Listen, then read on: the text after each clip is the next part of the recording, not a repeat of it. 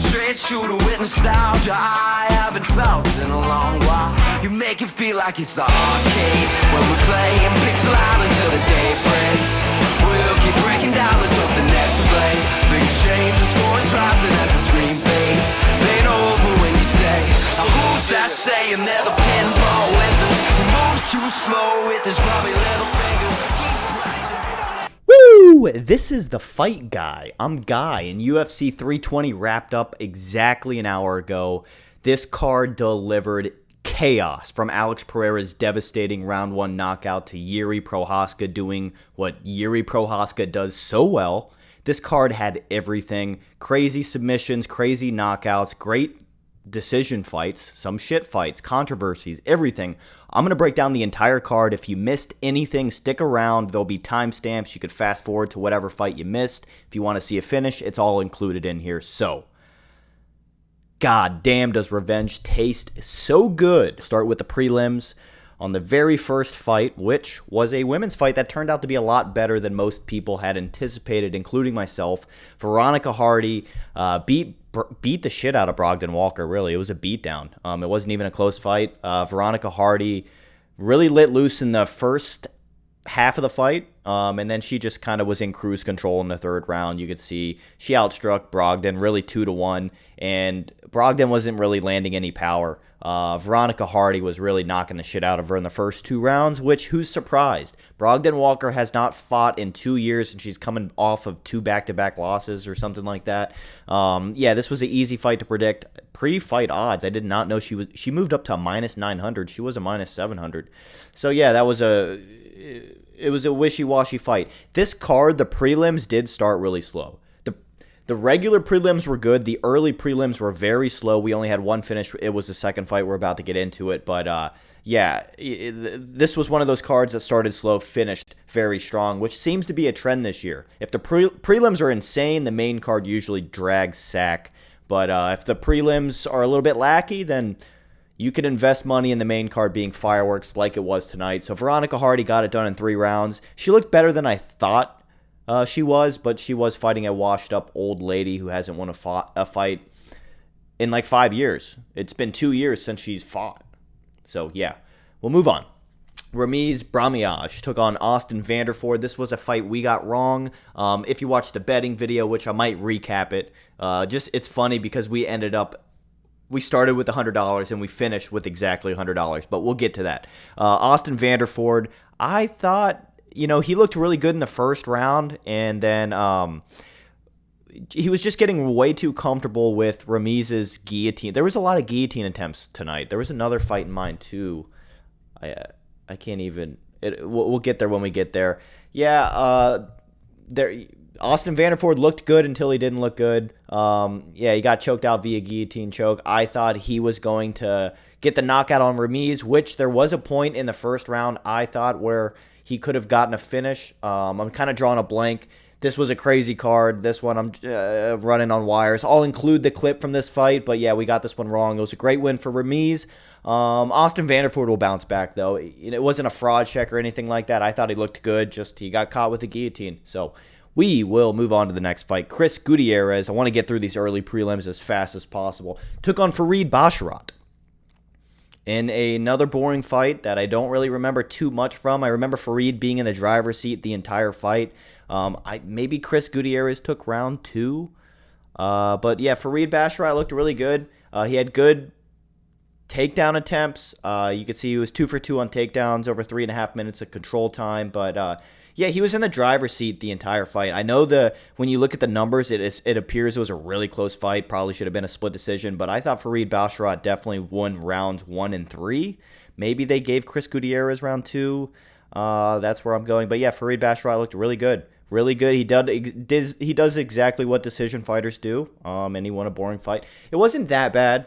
Chris Gutierrez, like I said, he did have some moments, I think, in the second round, but it's not anything that you need to rewatch or anything like that. So nothing memorable from that match.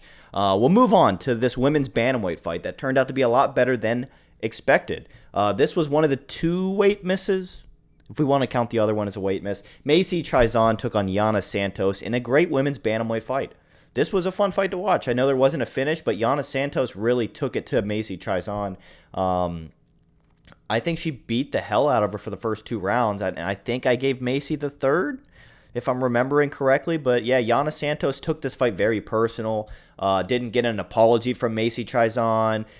She was really offended that Macy didn't appear to care about missing weight. They apparently gave her an extra hour and a half to try to make the weight, and she didn't even want to go for it. So Yana found that to be very disrespectful. In her post-fight interview, she said that the UFC should impose stricter rules for fighters that miss weight, and I agree. The UFC should certainly do that. But back to this fight. This fight was really great. We saw a lot of great striking from Yana Santos, and she stuffed one of Macy Chiasson's takedowns, but Macy was unable to do anything really with it, and I think Yana got a sweep one or two of those times to get right back up. So great win for Yana Santos. She looked really good. Honestly, she's getting better. She's one of the women's professional fighters that's getting better. She's a mother in Russia. She takes care of 2 kids while training full-time, so props to her for fighting a weight bully.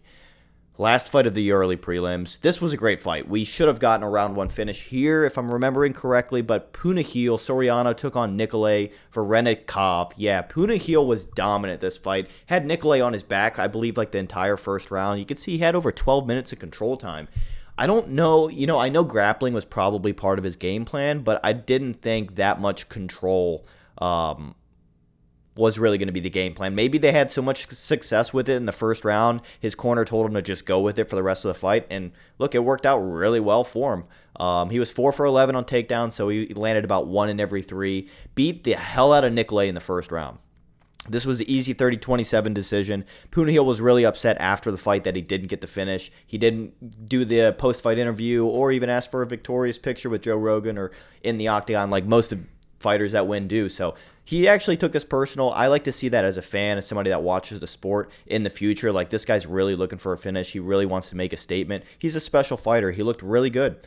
He did everything right this fight. He won the exchanges on the feet. You could see Nikolay he didn't even land double-digit significant strikes. Landed 9. But yeah, Punahele had him on his back and was dealing a lot of damage in the first round, and then just controlled him in the grappling and everywhere for the rest of the fight. This was a great one to rewatch, especially if you're a fan of Punahele Soriano. But yeah, this was a fun fight. I enjoyed watching this fight. It wasn't boring. It was a good one to go rewatch if you missed it. But we'll move on to the first fight of the regular prelims. I did a live bet on this one. I thought Edmen Shahbazyan would get a first round finish, and he did with 2 seconds left. So maybe I'm a little bit biased when I say this, but he deserved one of the bonuses tonight. There were bonuses given to 3 fighters and 2 bonuses given to 1 fighter, and we'll get there when we get there on the main card. But Edmen Shahbazyan looked fantastic this fight.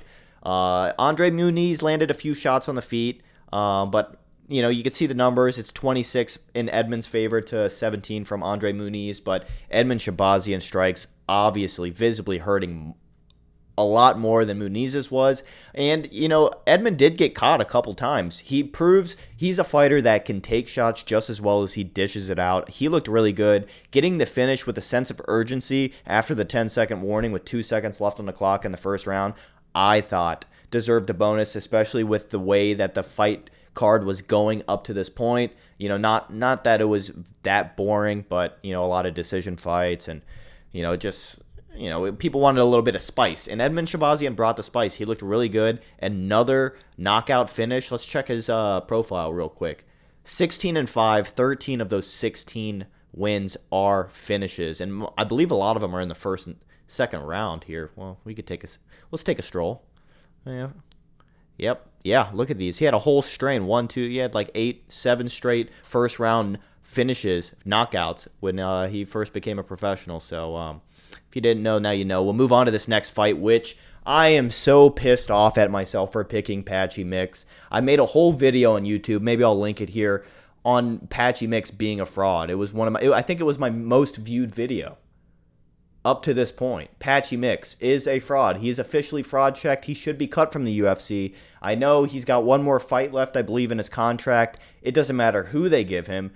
How he finishes this fight, what kind of performance he puts on in this next fight, cut him from the sport. He is an embarrassment, a complete fraud. The definition of a fraud check will always have Patchy Mix's little face in it in the dictionary.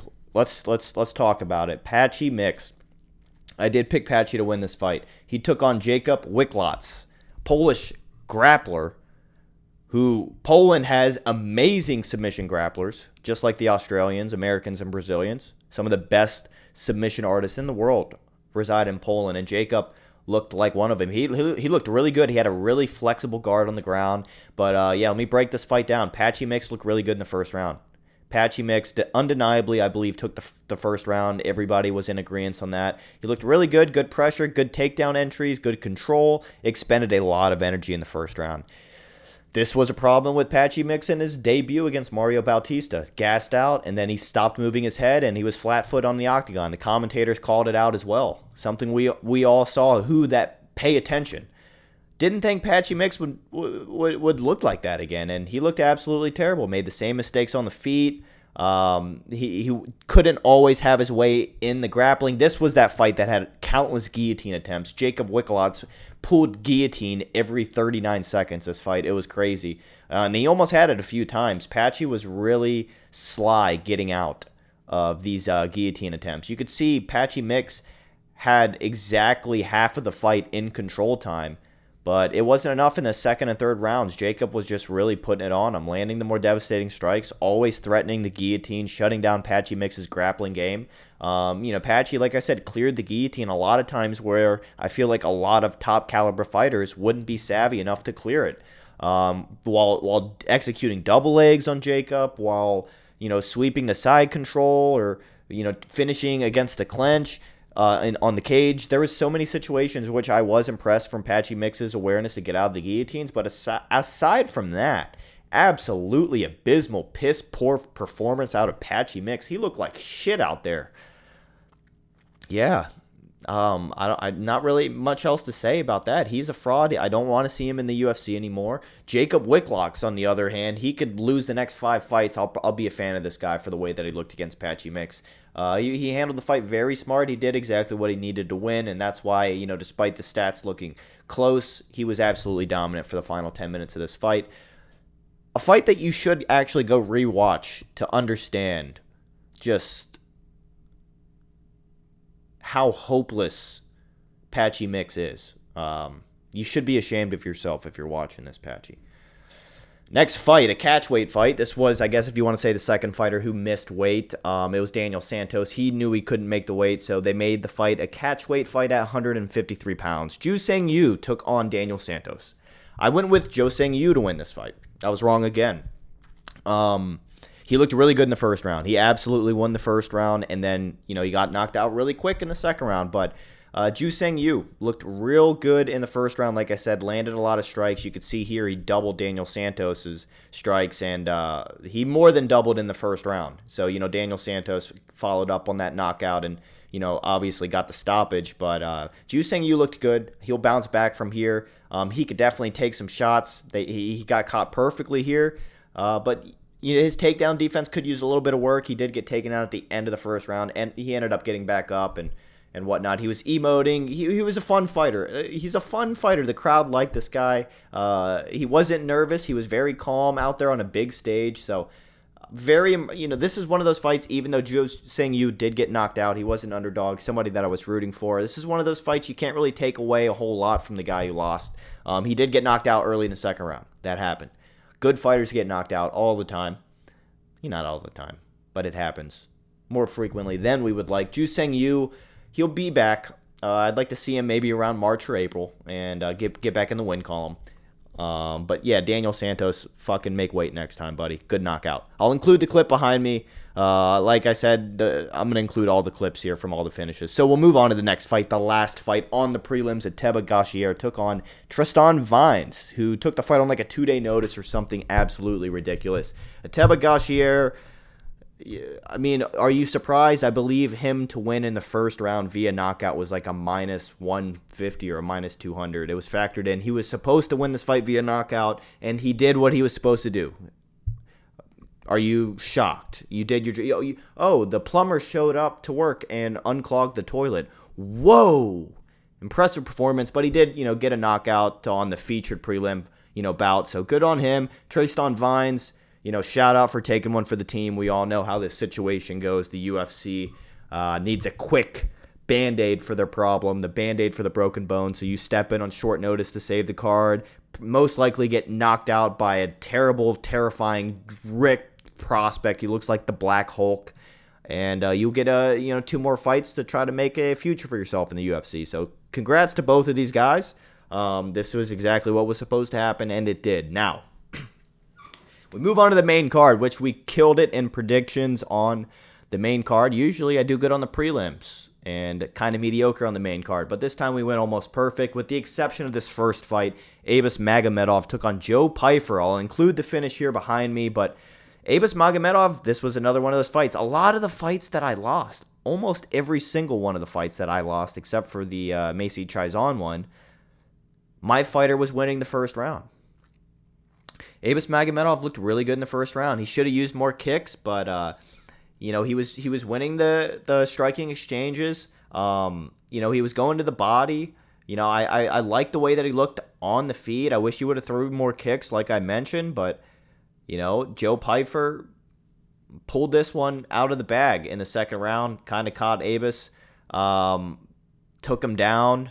Wrestled with him a bit, got on his back, and the rear naked choke was right there. He got the finish. But I thought Magomed would have been able to keep it standing or kind of decide where the fight was going to go, because Joe Pyfer was kind of going to just be stalking him, throwing power shots like he normally does. I thought Abus would be able to circle and kind of implement grappling when he wants to implement grappling, or defend the takedowns more successfully because he's the one on the outside. But yeah, great finish for Joe Pyfer. Got the crowd fired up. An American got in there, got the finish. I thought the underdog was going to pull it out, but Joe Pyfer proved to me he's a little bit better than what I thought. I thought he was overrated. I still want to see him tested against somebody. Maybe give him like Bo Nickel, battle the PA wrestler guys. But great win for Joe Pyfer. I want to get on to these other fights on the main card.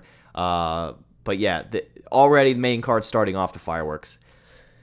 Speaking of fireworks, the first man to finish Josh Emmett in the first round, Youssef Zalal, took on Josh Emmett. There was so much hate for Youssef Zalal this week, and it was so unwarranted. Shame on you guys. If you were at this event and you were one of the ones booing him after he was the first one to get Josh Emmett out of the octagon in the first round, you're just not a real fan, and you gotta do a lot of reflecting and just come to a lot of realizations and then get back to the sport in a month or two. But Youssef Zalal looked great. There was no strikes thrown. I don't know why it's okay. It does say a takedown attempt. I was going to say there was no takedown attempts. Youssef Zalal had a beautifully timed takedown entry. Maybe I'll find the clip. Maybe it's included. And the armbar he wanted to go for the triangle on Josh Emmett first. I believe he had the triangle. And Josh Emmett's arm was kind of bent at an angle to where it was really hard to finish the triangle because the elbow was kind of making the grip loose. So what Youssef did, and what a lot of jiu-jitsu guys do, it's very common in jiu-jitsu, you just transition right over to the armbar. You bring your leg over in front of the face. And that's exactly what he did with Josh Emmett. And it was a very fast tap. I thought it was like an early stoppage, or the ref stepped in. Maybe he saw something that we didn't. But apparently it was a verbal tap. I did hear it after the replays.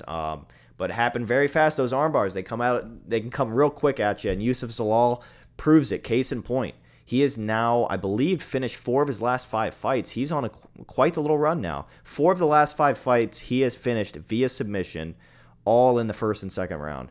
Great win for Youssef Zalal. That's definitely a statement. Not a big enough statement for a title shot. You definitely got 1 or 2 big-time fights before then, but great win for Youssef Zalal. Got the replay behind me if you missed it. And we move on to one of the featured fights on the main card. This was fight of the night. Jiri Prochazka won performance of the night, fight of the night bonus. Let's talk about it. Jiri Prochazka took on Khalil Rountree Jr. in a fight that I thought Jiri was going to be getting his ass kicked for most of the fight and pull something out of the fire. Exactly what I thought happened. Jiri was getting outclassed by Khalil Rountree Jr. in the first and second round. Like, he did have his moments, but Khalil obviously, was winning the exchanges. You could see Jiri visibly upset in the first round after getting caught with a clean left hook from Rountree. And then in the third round, Jiri did not give a fuck. He was like RoboCop, Gregory Rodriguez. He was marching forward, just fucking throwing everything at Khalil Rountree Jr. And Rountree was losing confidence. There was nothing he could do to slow Jiri down, and he got backed up against the cage. Jiri hit him, I believe, with the left, right, another left. It dropped Khalil Rountree Jr. down.